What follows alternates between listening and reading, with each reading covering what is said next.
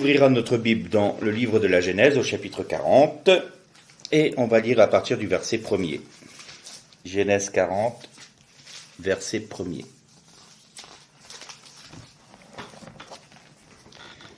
Après cela, les chansons du roi d'Égypte et le panetier péchèrent contre leur maître, le roi d'Égypte. Le pharaon, en colère contre ces deux hauts fonctionnaires, le grand échanson et le grand panetier, les fit mettre aux arrêts dans la maison du chef des gardes, dans la prison où Joseph était enfermé.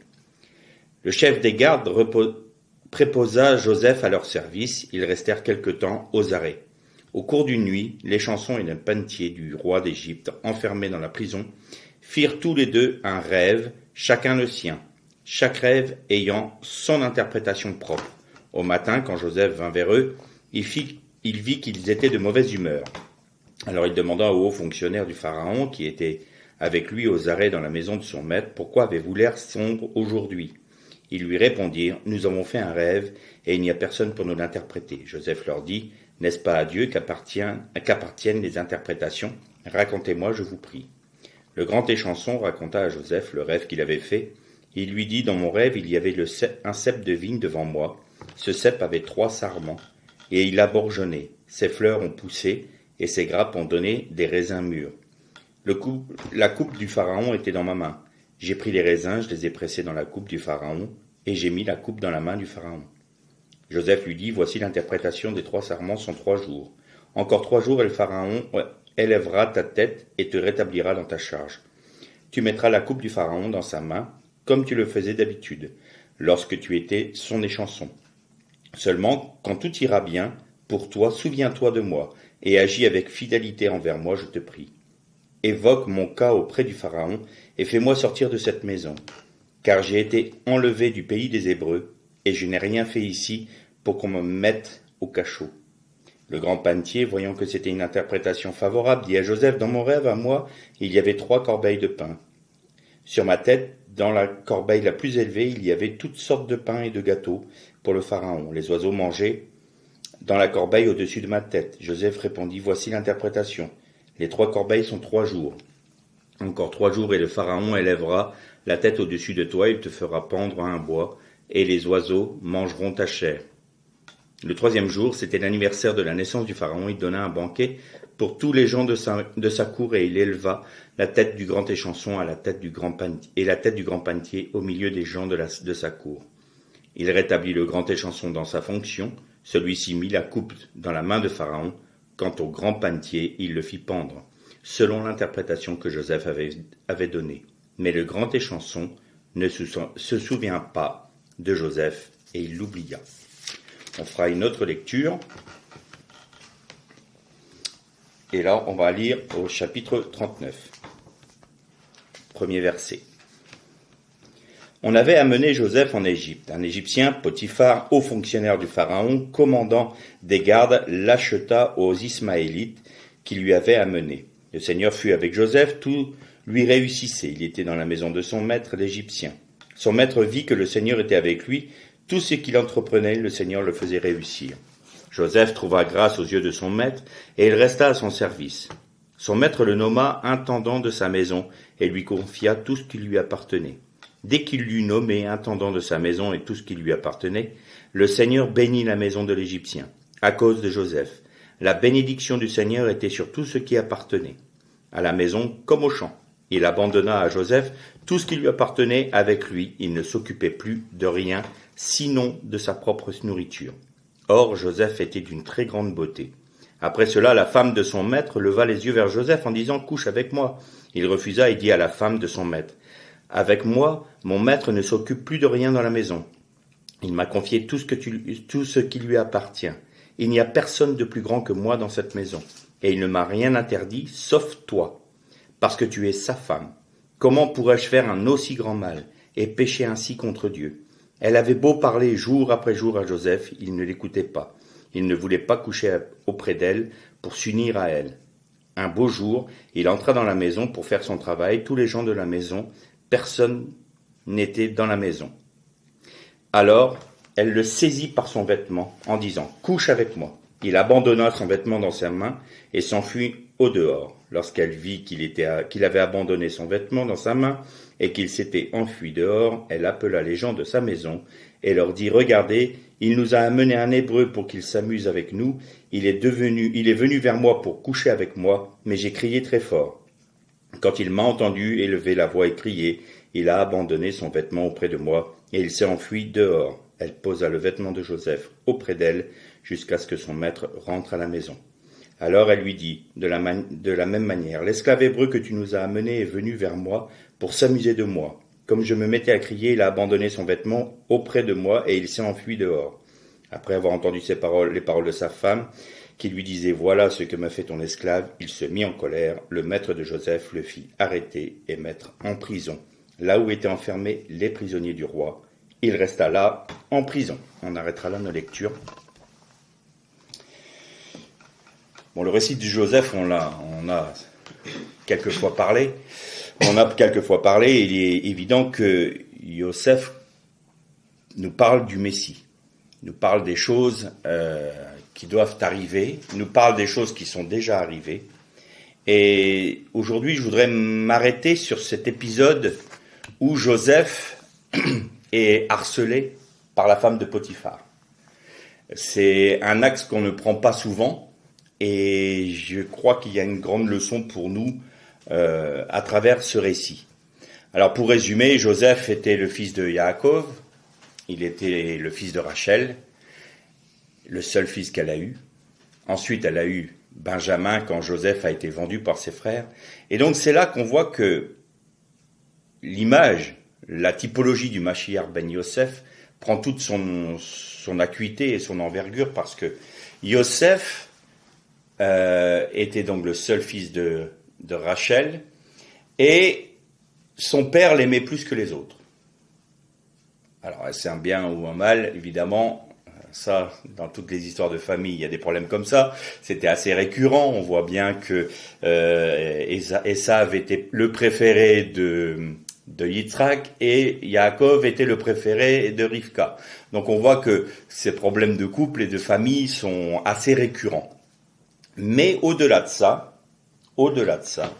il y a une dimension prophétique assez intéressante. Yosef étant le préféré d'Israël. Parce que Yaakov, c'est Israël. Donc Yaakov représente l'ensemble du peuple d'Israël, de toute génération, et de tout temps, et de tout lieu, puisqu'ils ont été dispersés par la suite dans les nations. Et il lui fit une tunique bariolée. Alors ça, c'est assez intéressant. Alors, il y aurait beaucoup de choses à dire, mais je vais juste m'arrêter sur des points précis et importants pour que l'on comprenne bien la pensée d'aujourd'hui. La tunique bariolée, c'est Ketonet Passim. Alors, une Ketonet Passim, vous pouvez avoir le mot passa, qui veut dire qui disparaît. Il lui a fait une tunique bariolée, mais on peut le traduire par « et il disparaît ». Il disparaît à la vue de son père, il disparaît à la vue du peuple. Et il peut y avoir le mot « passe » qui est couleur, de différentes couleurs. Quand on entend et quand on parle de cette tunique, la tunique évoque beaucoup de choses pour nous. La tunique du Messie, la tunique de Yosef. La tunique du Messie était pourpre, parce qu'elle représentait la royauté du Mashiach ben David. Or, la tunique du Mashiach ben Yosef, elle, était de plusieurs couleurs. Et qu'est-ce qui était de plusieurs couleurs dans la parole de Dieu, si ce n'est le Keshet, c'est-à-dire l'arc-en-ciel. Et l'arc-en-ciel, il représente quoi? Il représente une alliance, non pas avec Israël seul, mais avec toutes les nations. En Noar, Dieu a établi une alliance pour toute l'humanité. Et c'est la raison pour laquelle Yosef n'a pas été reconnu ni par ses frères, et qu'en une certaine mesure, il a été repris par Israël, par Yaakov. Parce que quand il a fait ses rêves, où il y avait les 12 gerbes qui se courbaient vers la sienne, où il y avait le soleil et la lune qui se courbaient vers lui, ses frères ont dit « Tu veux prendre autorité sur nous ?» Et ils commencèrent à le haïr. Et son père, à un moment, lui dit, mais alors, tu deviens fou, toi. Hein. Tu crois que ta mère et moi, nous allons nous prosterner devant toi? Certainement pas. Tu es bien orgueilleux. Et donc, ses frères n'ont pas reconnu. Israël n'a pas reconnu son Messie, le Messie Ben Yosef, quand il est venu. Parce que je vous parle souvent de cet épisode de Nathanaël qui rencontre Philippe. Et Philippe lui dit, nous l'avons trouvé, celui dont nous parlait Moshe, c'est-à-dire le Mashiach Ben Yosef.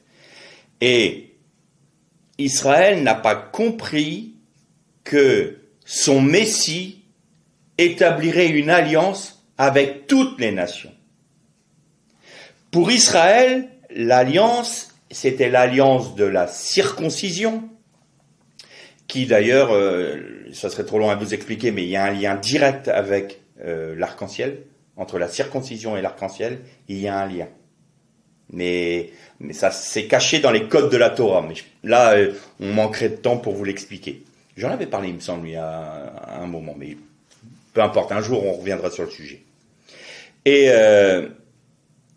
pour eux, c'était le peuple d'Israël qui devait incorporer en son sein des gens d'autres nations. Ça, avec ça, il n'y a pas de problème pour Israël, il n'y a aucun souci à ça. Seulement, ils doivent rentrer dans la loi de l'alliance avec eux. Et ils n'ont pas compris que en Jésus, en Yeshua, toute cette alliance étant accomplie, ce n'est plus dans rentrer dans la communauté d'Israël, ne comprenait plus les ombres des choses accomplies en Jésus-Christ. Encore aujourd'hui, on a beaucoup de personnes qui ont des problèmes avec ça. Certains chrétiens qui veulent revenir à tout prix à leurs racines hébraïques vont commencer à judaïser. C'est-à-dire qu'ils vont vouloir respecter les Shabbats, les mitzvot, ils vont respecter la cacheroute, ils vont respecter tout cela, en pensant que c'était le chemin qui était le leur. Alors, parfois on me fait la remarque, oui, mais les apôtres et Jésus respectaient les mitzvot, respectaient la loi de Moshe. C'est vrai, mais ils étaient juifs. Et quand on lit le décret apostolique, eh bien, c'était la loi de Noach, que Jacques, qui était pourtant juif, on l'appelait Jacques le Juste, tellement il était pieux, et celui qui a été jeté du haut du temple. Et il a dit, nous n'avons pas de charge supplémentaire à mettre sur les épaules des gens des nations, mais quoi qu'il en soit, qu'ils respectent la loi de Noach. Pourquoi? Parce que le Mashiach Ben Yosef avait une tunique multicolore, tout comme l'alliance qui a été faite avec vous, qui est représentée par l'arc-en-ciel, le Keshet. Et donc, parfois, certains se perdent dans le respect des mitzvot telles qu'elles sont édictées dans la loi de Moshe, dans la Torah de Moshe. Et je réponds une chose très simple.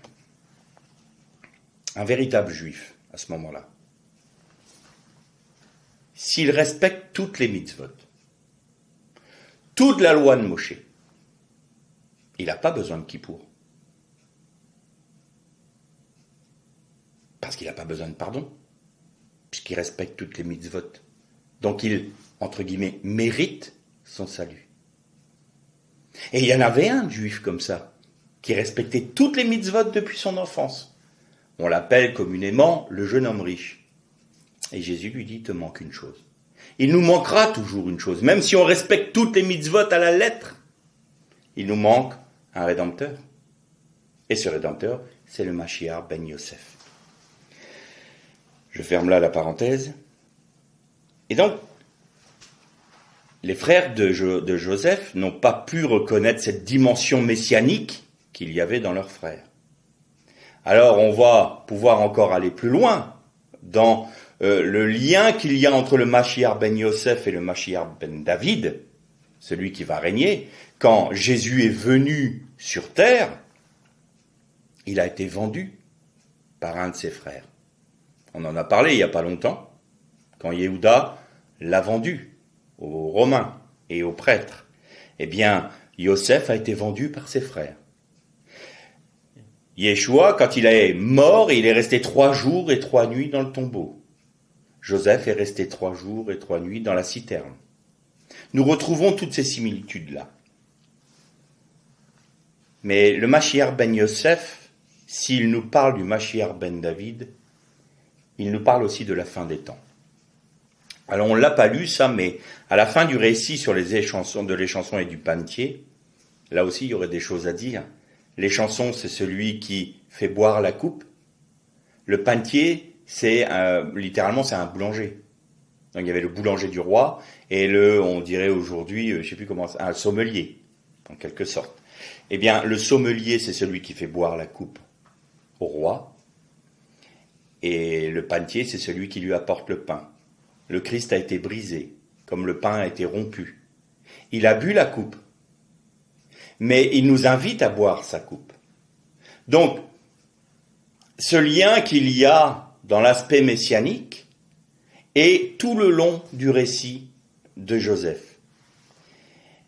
Et à la fin, au début du chapitre 41, il y a juste cette note, au bout de 2 ans, de 2 années. Mais le texte hébraïque nous dit au bout de 2 années de jours. Alors ça paraît assez bizarre comme expression parce que 2 années de jours, c'est un peu étrange. Et au bout se dit miketz. Miketz en hébreu, shnataim yomim. Ça c'est exactement l'expression. La fin de 2 années, shnataim yomim des jours. Mais si on enlève la notion d'année, parce que 1000 ans sont comme un jour sont comme 1000 ans aux yeux de Dieu, donc on ne va pas rester sur le plan des années seulement, de 365 jours. Eh bien nous avons l'expression miketz yomim, qui veut dire la fin des jours, ou au temps de la fin. Et donc, dans l'histoire de Yosef, il y a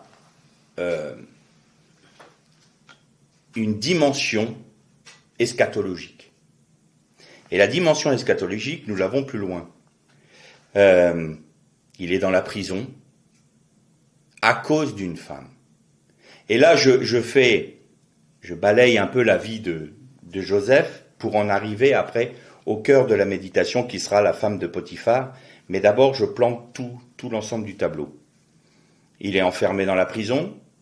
Le pharaon fait un songe. Il demande à ce que quelqu'un lui explique. On lui dit que les chansons se souvient tout d'un coup de Joseph. Et il fait venir Joseph. Joseph lui explique qu'il y aura la famine dans le pays, qu'il faut faire des réserves. Bon, vous connaissez l'histoire.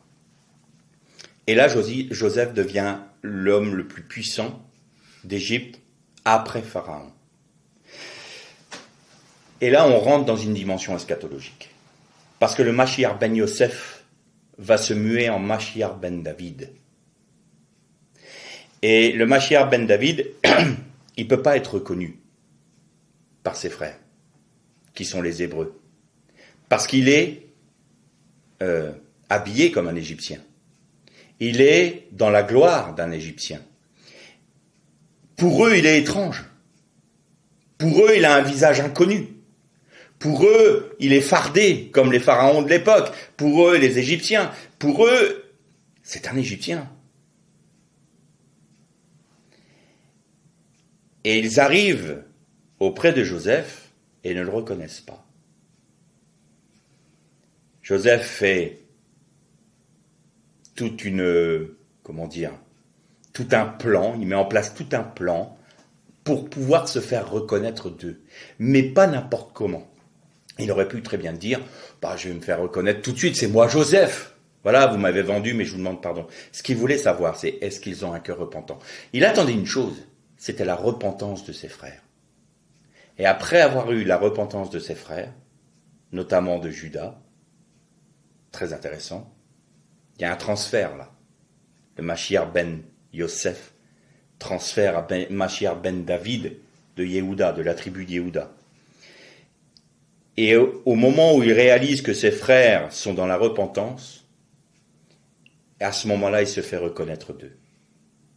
Et vous avez noté, il faut sortir un peu des des aspects personnels des personnages. C'est-à-dire que il faut voir leur aspect eschatologique, leur dimension messianique, mais ils sont des hommes comme nous. Ils ont leurs failles. Yosef avait ses failles, Abraham avait ses failles, Yaakov avait ses failles, chaque patriarche d'Israël avait ses failles. David, qui était un homme selon le cœur de Dieu, était quand même un homme qui a été capable de piquer, entre guillemets, la femme de son copain et de le mettre à mort, lui, de faire en sorte qu'il meure. Mais il était, vous voyez, donc, c'était des hommes comme nous, avec les mêmes failles, les mêmes combats. Mais, à travers ces personnages-là, il y a une dimension prophétique qui fait que on peut en tirer des leçons. Et vous avez noté, à un moment, la famine est telle que Joseph fait en sorte d'acheter toutes les terres d'Égypte pour Pharaon. Et la Bible nous dit, et Pharaon était propriétaire de toute l'Égypte. Et là, par contre, vous savez qu'il y a deux personnages qui nous parlent de l'Antichrist, qui est Nimrod, le rebelle, et Pharaon, Paro. Paro, celui qui a la bouche qui parle de mauvaise manière. Et dans l'Apocalypse, on voit, il profère des blasphèmes et toutes sortes de choses contre Dieu. Et là, ça nous montre qu'un jour, un pharaon va régner sur toute l'Égypte, c'est-à-dire toute la terre. Sur tous les habitants de la terre. Mais c'est permis par Dieu. Joseph se fait reconnaître par ses frères. Il demande à rencontrer son père. Son père Yaakov vient en Égypte. Là, on parle de l'exil, bien entendu. Et puis, à un moment, il va présenter ses deux fils qu'il a eus où? Yosef a eu deux fils en Égypte. Ménaché et Éphraïm. Ménaché, c'est l'oublieux, ou celui qui fait oublier. Et Yosef l'a appelé comme ça parce que c'était celui qui me fait oublier toutes mes turpitudes, toutes mes difficultés. Mais il y a aussi, j'ai été oublié par mes frères. Il y a cette dimension aussi. J'ai été oublié par mes frères. Et Éphraïm, ça veut dire celui qui est doublement fécond. Et ça vient de Ephrata, qui veut dire le lieu de la fécondité. Si vous prenez une carte d'Israël du temps de Josué, vous verrez qu'Éphraïm, elle est exactement au milieu d'Israël. Elle est en son sein. Il y a la tribu de Juda, tribu de Dan, tribu de Ménaché, toutes les tribus l'entourent. Et Ménaché, c'est la tribu qui a le plus grand territoire en Israël. Ça va de l'ouest à l'est. C'est une grande bande juste au-dessus d'Éphraïm, et il prenait les deux côtés du Jourdain. En quelque sorte, Ménaché, c'est le peuple d'Israël aujourd'hui, qui a été dispersé dans toutes les nations, et qui a reconnu le Mashiach ben Yosef. Et ils ont reconnu en Yeshua leur Messie. Ils ont reconnu en Yeshua leur Sauveur. Et eux, c'est typiquement le peuple d'Israël. Et le peuple d'Israël accueille Éphraïm en son sein. C'est étonnant parce que les 10 tribus d'Israël qui sont perdues ont un nom générique. On les appelle Éphraïm. Vous avez la tribu de Dan, tribu de Ménaché, tribu de toutes les tribus, hein, hormis Juda et Benjamin, eh bien c'est Éphraïm. Et c'est quand même étonnant. Parce qu'il y a un moment, Yaakov, dans sa bénédiction qu'il donne, Ménaché étant l'aîné, il pose sa main droite sur Éphraïm. Et il pose sa main gauche sur Ménaché. Et Yosef, voyant ça, dit, mais non, père, fais pas comme ça. Parce que tu transmets la bénédiction de l'aîné au cadet. Alors que, non, ne fais pas ça, c'est Ménaché. Il dit, je sais ce que je fais. certains rabbins estiment que Yaakov là réparait une chose, c'est que lui, il avait usurpé, malgré tout, le droit d'aînesse d'Ésav. Et Ésav, on lui en avait tenu rigueur. Et Ésav, il est le représentant des nations, il est le représentant de Rome, il est le représentant de tout ce peuple, de tous ces peuples. Et donc, Yaakov, en faisant ce geste, disait, là où sera le mieux reçu la Torah du Messie, ça sera parmi les nations, en premier lieu. Et une multitude, le Messie Ben Yosef va être fécond dans toutes ces nations. Et c'est pour ça que dans la bénédiction, il dit, et il engendrera, sa postérité sera des nations, une multitude de nations. Yaakov dit ça exactement dans sa prière de bénédiction. Et Ménaché sera une grande nation. Et on remarque que Ménaché est une grande nation en Israël. C'est-à-dire que ceux du peuple hébreu qui ont reconnu leur Messie sont la grande nation d'Israël aux yeux de Dieu dans les temps eschatologiques. Il faut reconnaître son Messie pour être sauvé. Un juif pieux, un juif qui respecte toutes les mitzvot, un juif qui respecte toutes les fêtes, un juif qui respecte tous les Shabbatot, s'il n'a pas rencontré, s'il n'a pas reconnu Yeshua comme son sauveur, n'est pas sauvé. Tout comme n'importe quel membre des nations qui n'a pas reconnu le Seigneur Jésus comme étant le Messie, n'est pas sauvé. Et Ménaché, c'est les Hébreux qui ont reconnu Yeshua. Et Éphraïm, c'est cette multitude qui s'est agrégée à Israël et qui vient dans le pays de la promesse et qui est adoptée par Yaakov. Vous avez noté que Yaakov dit « Ils seront mes fils ». Et il parle même de son fils aîné comme étant Éphraïm. Toute l'histoire eschatologique est là. Donc vous voyez que l'histoire messianique en Yosef, elle est immense. Et là, je m'arrête là sur le récit parce que on pourrait en tirer des leçons et des leçons, mais je veux m'arrêter maintenant sur la femme de Potiphar. La femme de Potiphar était l'épouse de, justement, Potiphar, qui veut dire qui est un don de Ra. Donc un nom du dieu soleil. Cet homme représente la nation idolâtre, représente les nations qui sont idolâtres. Et son épouse est une idolâtre. Le problème qu'il y a avec le Mashiach ben Yosef dans les nations, c'est que celles-ci ont voulu l'attirer à s'unir à elle, mais à s'unir tout en gardant leur ancien mode de vie. Je m'explique. On a voulu, nous, en Occident, faire un Messie qui corresponde à la pensée occidentale.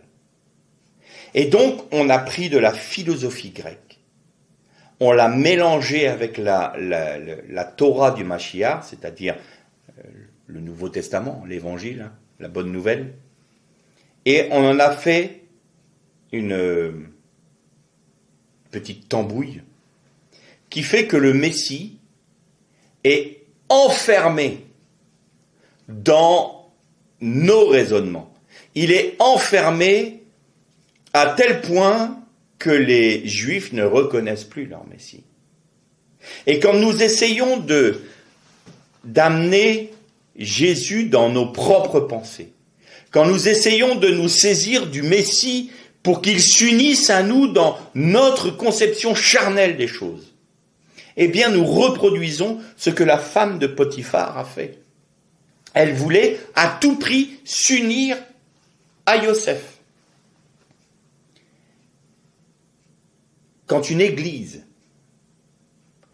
préfère écouter sa chair, faire ce qui lui semble bon, et qu'elle demande à Dieu de bénir ce qu'elle fait. Quand on dit Jésus, Jésus, viens avec nous, viens parmi nous, nous t'accueillons, et que nous, par nos comportements, par notre façon d'être, par notre façon de vivre, nous sommes une ode à l'amour de Satan, de l'ennemi. Nous essayons d'unir le Messie à une prostituée. C'est ça qui se passe. C'était une femme adultère. Dans son cœur, elle était adultère. Et une église ou un chrétien qui veut faire sa propre volonté, mais qui veut les bénéfices quand même du salut, est un adultère. Et donc, c'est ça qui est dramatique dans l'histoire, là. Pourquoi ? Parce que quand elle n'a pas ce qu'elle veut, elle va faire en sorte que Yosef soit emprisonné. Quand nous n'avons pas ce que nous voulons, quand Dieu ne nous donne pas ce que nous imaginons, ce que nous désirons, bien souvent, nous nous rebellons contre Dieu. Nous sommes même capables de produire du chantage. Si tu ne fais pas ça pour moi, alors je te quitte. Tu veux de moi? Mais non. C'est toi qui devrais vouloir de Dieu, pas l'inverse. Dieu te tend la main et tu crois qu'il supplie après tout à ce que tu viennes et puis qu'il va te pardonner tout ce que tu fais, que tu peux être une prostituée, que tu peux être une adultère et que Dieu va... Non, non, parce que Dieu est saint. Il t'a proposé le salut. Tu le prends ou tu le prends pas. C'est à prendre ou à laisser. Il t'a proposé un chemin qui est la croix. Perdre ta vie pour que tu puisses recevoir celle du Messie. C'est à prendre ou à laisser. C'est pas la peine de faire du chantage à Dieu. Il n'accepte pas ça. Parce que ça, c'est être adultère. Et c'est avoir un esprit de, puisque je n'ai pas eu ce que je veux, alors t'iras en prison. Et ça veut dire quoi, être en prison? L'apôtre Paul, dans l'Épître aux Romains, dit « Ils sont inexcusables parce qu'ils retiennent la vérité captive. » Ils retiennent la vérité captive. Yeshua est la vérité. Et là, alors Paul, dans le contexte, nous parle de celles et ceux qui, à travers la nature, devraient reconnaître qu'il y a un créateur. Mais ils préfèrent garder la vérité captive. Et là, on en a un exemple flagrant avec cette théorie de l'évolution qui n'est qu'au stade de la théorie parce que aucun scientifique n'a pu prouver cette théorie et pourtant on l'enseigne à nos enfants. On retient la vérité captive pour pouvoir continuer à pécher et ne pas reconnaître que cette création a un créateur. C'est dans ce contexte-là que Paul nous dit cela. Mais parfois, et j'ai connu des assemblées, notamment une où j'ai grandi, qui retenait la vérité captive. Elle ne donnait pas tout, parce qu'ils n'en voulaient pas. Ce qu'ils voulaient, notamment cet homme-là qui se disait ministre du Seigneur, il ne l'était pas, je ne le reconnais pas comme tel, c'était sa propre gloire qu'il voulait. Il voulait que les gens l'adulent, il voulait que les gens le reconnaissent, il voulait que les gens l'admirent. Et en voulant que les gens l'admirent lui-même, il faisait en sorte que l'assemblée détourne les yeux du Christ pour regarder un homme. Il rendait l'assemblée adultère envers Christ. Il retenait la vérité captive.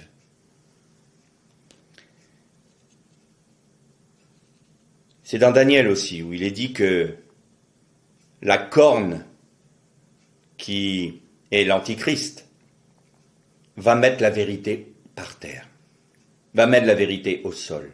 Ça veut dire quoi? Ça veut dire qu'il va détruire tous ceux qui sont pour la vérité, qui ont donné leur vie à la vérité, qui sont morts à eux-mêmes pour que la vérité s'exprime en eux, c'est-à-dire la vie du Christ. Alors son objectif sera de les détruire, de les mettre à terre. L'objectif de Pharaon, c'est d'asservir le peuple de Dieu. L'objectif de l'Antichrist, c'est d'asservir l'humanité. L'objectif de Nimrod, c'était d'asservir l'humanité contre Dieu. Et tous ceux qui voulaient porter la vérité en eux sont mis à mort sont tués, sont dispersés, sont mis à terre.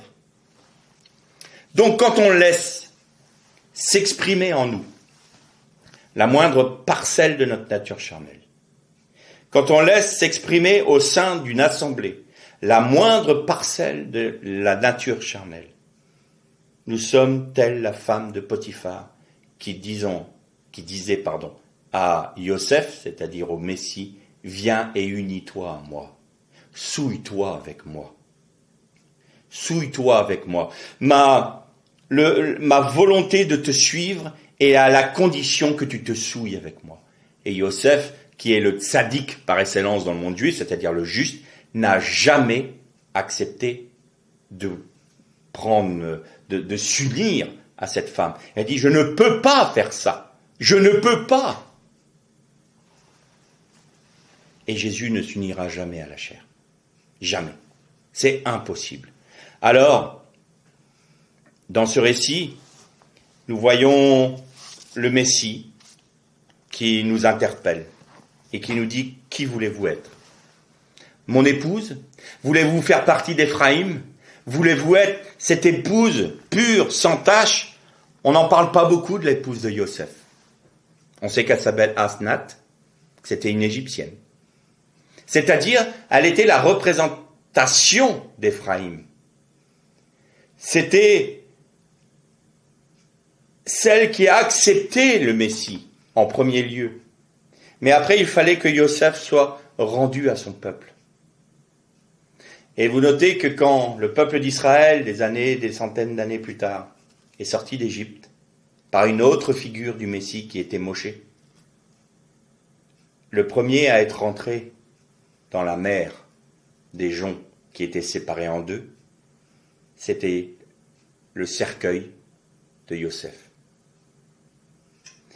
Et c'est comme si le Mashiach ben Yosef, c'était le Mashiach ben Yosef qui amenait son peuple hors de la malédiction du théum, de l'abîme, et le conduisait vers le pays de la promesse. Et en vue, il y avait David. Et plus loin, Yeshua Mashiach. Et plus loin, le règne messianique. Et la mer des joncs s'appelle Yam Maïm, mer des joncs. Souf Maïm, la mer des joncs. Et Yom Sof, c'est le dernier jour. C'est les jours de la fin. C'est les temps de la fin. Qu'est-ce que ça nous dit, ça? Ça nous dit que dans le récit de Yosef, dans le récit de Moshé, dans le récit de la pérégrination du peuple d'Israël dans le désert, dans la conquête du pays de Canaan, dans la royauté de David, dans la royauté de Salomon, très importante, on aurait tellement à dire, eh bien tout cela nous parle du salut, nous parle de la sanctification, nous parle de la mort à nous-mêmes et nous parle du règne. Et nous parle de quoi? Nous parle des temps de la fin qui nous amènent au règne du Christ. Et si nous lisons la Bible d'une manière superficielle, nous manquons tous ces aspects-là. Mais aujourd'hui, dans le monde chrétien, il y a plus en plus de femmes de Potiphar. Et c'est en train de prendre une ampleur dramatique. J'ai plusieurs témoignages qui me sont revenus ces derniers temps. Et je constate que l'apostasie a pris une telle ampleur que ça en devient effrayant. Je pensais en connaître beaucoup. Mais les dernières choses qu'on m'a dites, ça va finir par dépasser l'entendement. Ça va finir par dépasser l'entendement. Et il nous faut rejeter cette pensée de la femme de Potiphar. Il nous faut être entier pour notre Messie. Ah, il n'y a pas 36 chemins. Il n'y en a qu'un seul. C'est venir à l'arbre des vies, Etz HaChaim, c'est-à-dire venir déposer notre vie au pied de la croix pour recevoir celle du Messie. Autrement, nous gardons cette nature charnelle en nous. Nous la laissons vivante. Nous n'acceptons pas qu'elle soit mise à mort. Et à partir de là, nous ne sommes plus l'épouse sans tache, mais nous sommes la femme de Potiphar. Vous avez noté qu'elle n'a pas de nom dans la Bible. On ne sait pas comment elle s'appelle. Pourquoi ? Parce qu'il y en a des quantités des femmes de Potiphar. Alors ne soyons pas des femmes de Potiphar qui demandons à Jésus de s'unir à notre chair, mais acceptons que notre chair soit mise à mort par l'Esprit Saint, que notre chair reste à sa place qui est sur la croix, afin que nous vivions de la vie du Christ. L'Erlé Shalom.